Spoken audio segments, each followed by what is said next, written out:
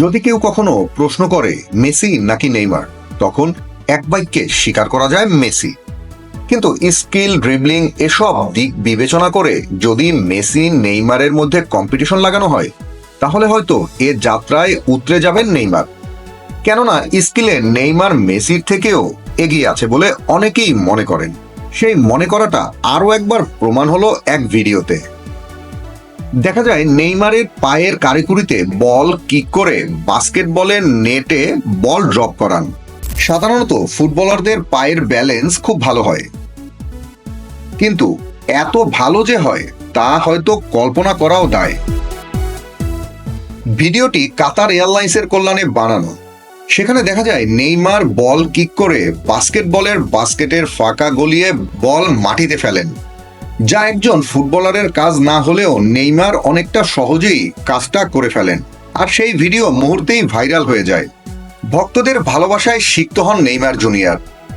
নেইমারকে তার ভক্তরা বরাবরই ভালোবাসা দিয়ে এসেছেন, কিন্তু প্রতিদান স্বরূপ নেইমার তেমন কিছুই দিতে পারেননি।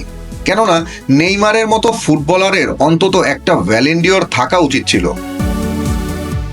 একক প্রতিযোগিতায় একটা বিশ্বকাপ কিংবা কোপা আমেরিকার মতো ট্রফি জেতা উচিত ছিল, কিন্তু নেইমার পারেননি।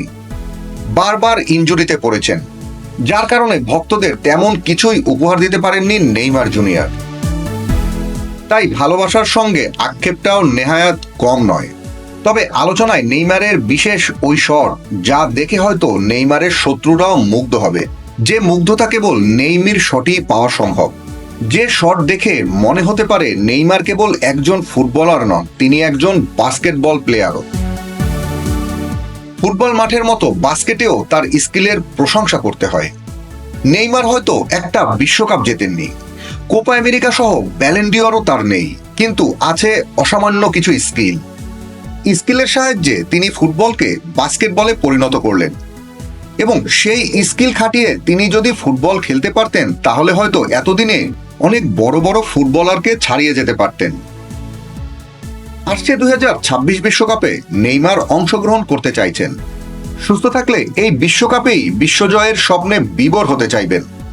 এখন দেখা যাক তা সম্ভব হয় কিনা। Team sports news desk.